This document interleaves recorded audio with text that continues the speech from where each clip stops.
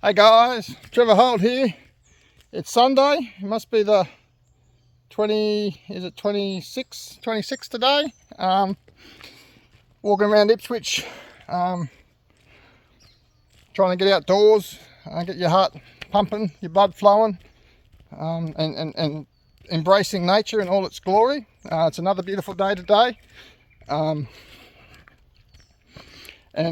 just here trying to give a little bit of an update, I suppose, on things and how things are going in my life. I'm sort of back on track now. Choosing to be happy is something that a lot of my podcast guests have mentioned before. When I was doing my identity podcast, there was a lot of people that suggested that happiness is a choice, and we need to choose each day to be happy and to focus on positive things in our life. As you know, there's a fair bit of negative stuff going on with me at the moment, but I'm treating it all with a grain of salt. And the joke, the Department of Primary Industries are run by clowns and literally are something wrong with them. They really want to distribute these toxic chemicals everywhere, 100% of distribution, whether there's human adverse effects or not, whether people have got medical certificates or not, and they're very relentless in their pursuit to do that. So all I can do is look at my circle of influence and what I can do, and what I've got control of. And this is the type of thing when you're dealing with issues, guys. It's important just to go through this sort of process. I want to talk to you about today is understanding your circle of influence is very important. And one of my clients said to me this morning, it's the feeling of hopelessness that leads him to depression, leads them to depressional states. And the feeling of hopelessness comes when you analyse it, is the feeling that you've got no control over things and you can't control anything. So breaking it up and reframing your thoughts to your circle of influence is important, because what we can control is we can control our diet. Scientific evidence suggests that eating a healthy diet creates better outcomes for us. Fruit and vegetables rather than chocolate and cake. Drinking plenty of water. All these dietary decisions that we make in our life have an impact on our emotions, and that's something that we have full control of. We have full control over our diet, and what we, especially here in Australia, we're very lucky, and there's a lot of available food for us here.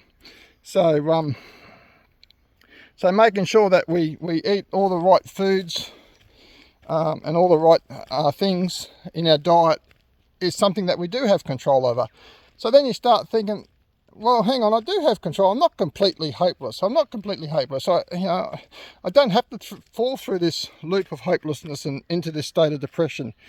And then you can expand on that and go, okay, well, I've got control over the exercise that I do. This is a beautiful area here. As you can see, it's no one's here for 1,000 kilometres or whatever. There's heaps of space in Australia for us to get outdoors and bond with nature. It costs nothing. This is a beautiful track here near Ipswich, 6 or 7 k's, and it's a beautiful way to get outdoors. We've got control. We've got control of that. We can choose to do that. Should we want to?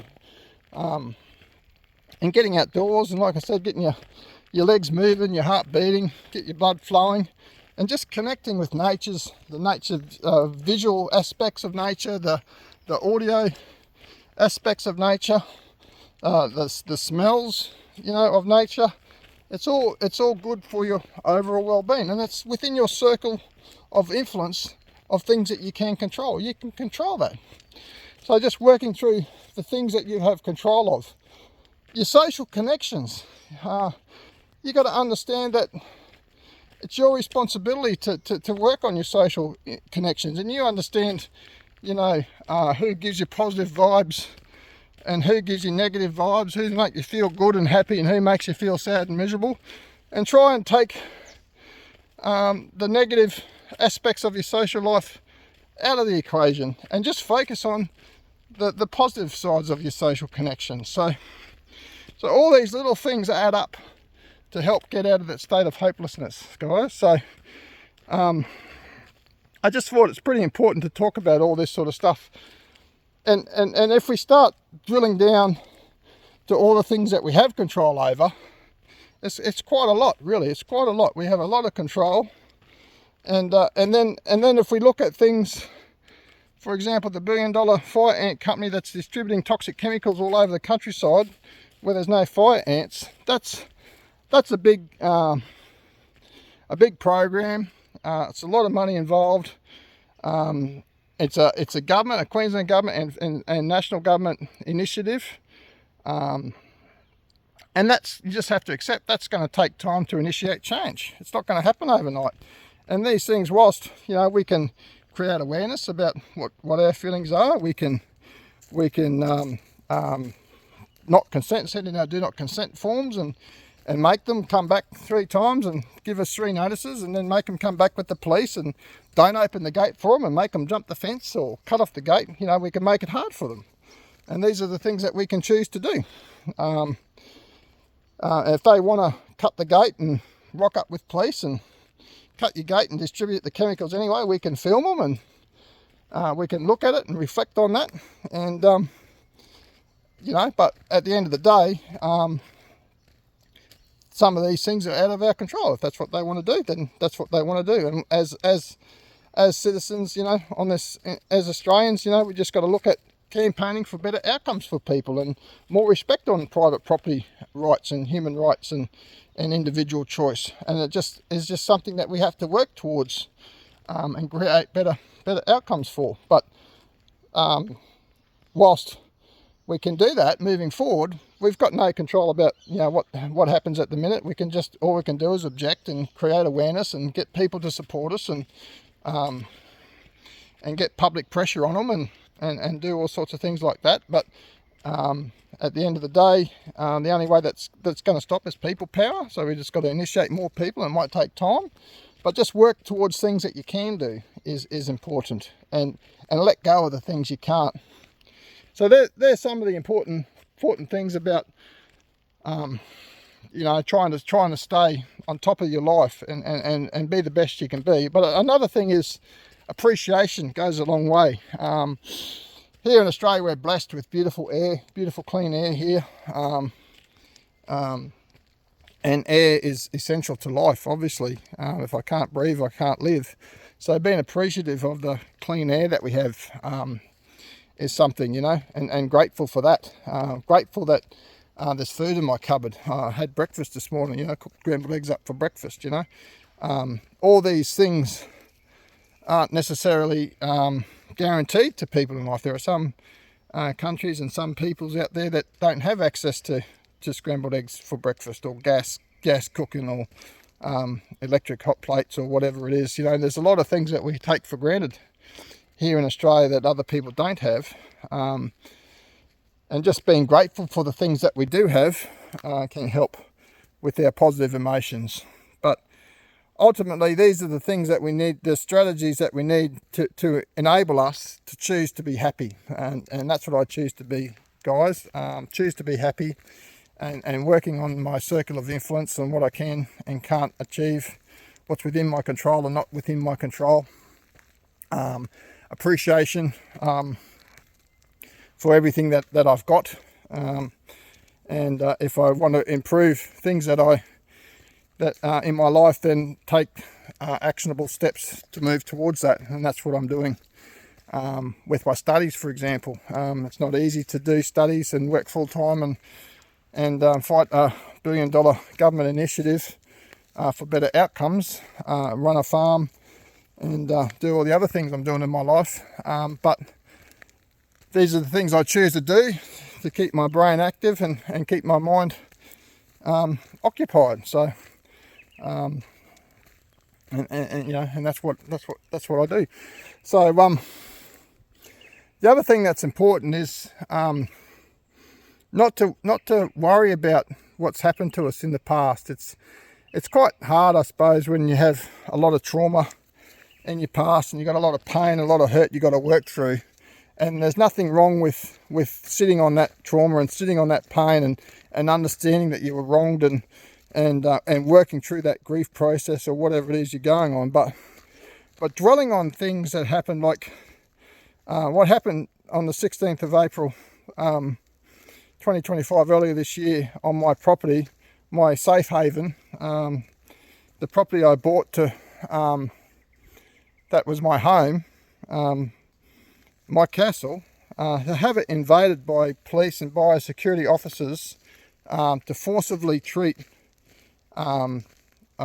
S-methoprene around unjustifiably because there was no fire ants, creates quite a lot of negative emotions in me. Like it's actually quite rude and disrespectful in many ways, you know. I've worked long and hard to be able to buy that property and to get rights to that land and to buy my cattle and to work through, you know, all my dreams and aspirations. And, you know, like a lot of the reason why I got that property was I spent 2 years of my life working for a project for the Australian Defence Department on Overlander 121. I'm not sure many people know that, but the reason why I was able to get to that property and get on that land was because I signed a 2-year contract on Overlander 121 and done designs of a water tanker, fuel tanker, helped on a box trailer and a deck widening thing for the Abraham things, and done a couple of years design work for that, you know. And that was probably the one reason why I was able to get that land in the first place. So I sacrificed 2 years of my life for this country to be able to afford that and have rights to that little tiny bit of land. And I'm grateful that I got that opportunity and was able to do that. But I felt very disrespected. I felt very saddened by the fact that these people can bully their way onto my property and distribute chemicals for absolutely no reason. And even going through some of the video footage to get my statements for the pending court case is quite emotional for me. So you just got to try and not live in that moment all the time, because if I focused on that one day, then I'd be quite depressed all the time too. You know, like these things that did happen to me, and it is still quite upsetting for a lot of reasons, but and a lot of personal reasons that not many people know about. But focusing on the negative all the time and looking back on the past is a path to depression. And also, if I was to worry about the future, like my next court case is the 10th of June. If I was worried about the court case and what might happen and what could happen and all the rest of this stuff, then that leads to a state of anxiety, you know, and a state of anxiousness. So try to be grounded in the here and now, and it doesn't matter what happened yesterday, you can start again today. That's the beauty of this world. It doesn't matter what happened, the sun will still come up in the morning, you know. So, and while there's life, there's hope. And while you're alive, you can still campaign for better outcomes. And that's what I'm doing, and I'm more dedicated than ever in creating better outcomes for Queenslanders in northern New South Wales in relation to the National Fire Ant Eradication Program and their reckless pursuit of distributing toxic chemicals where people do not consent on private land where there's no fire ants. So some exciting news coming up on that this week.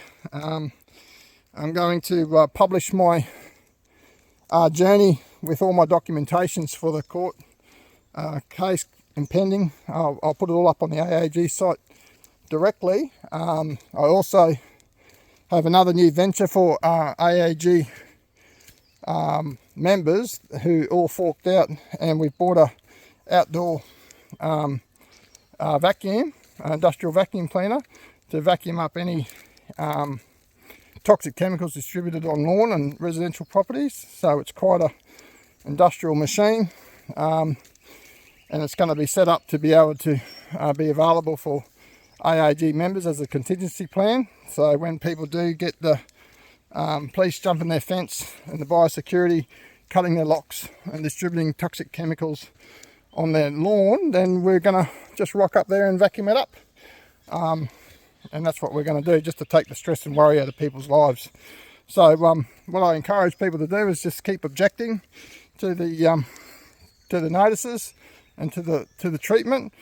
Wait till the police get there, don't let them in, make them jump the fence, make them cut their locks, whatever they got to do to try and do it, but keep saying no.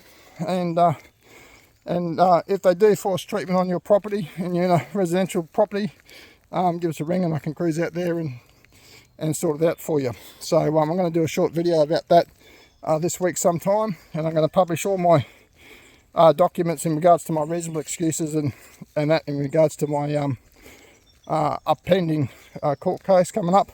And we're going to take the stigma out of all this stuff. It's just events that happen in life, and we don't have to take it too seriously. And we just got to take things with a grain of salt and just move forward our lives and just try and do what we can to create better outcomes and to live life to our full values. So anyway, guys, that's me today. I'm going to kick back and do some more exercises and try and get my heart beat up and my blood flowing a bit more. And wish everyone a great week pending forward, and hopefully I can get some time to study for my exams from the 13th to 16th of June next week for my final exams for my psychology, for my personality and social psychology subjects, which are just about due to finish. So have a great evening, and as always, guys, if you need anything or you want to reach out, you want to talk to someone, feel free, give me a ring. I'm happy to chat and talk through some of these issues. But I just want to encourage everyone to try and live life to the fullest and in a positive way, and just worry about things within your control and change things that you can change, and park things that you've got no control over, and just investigate, you know, your personal circle of influence. No worries, guys. Have a good one, eh? See you. Bye.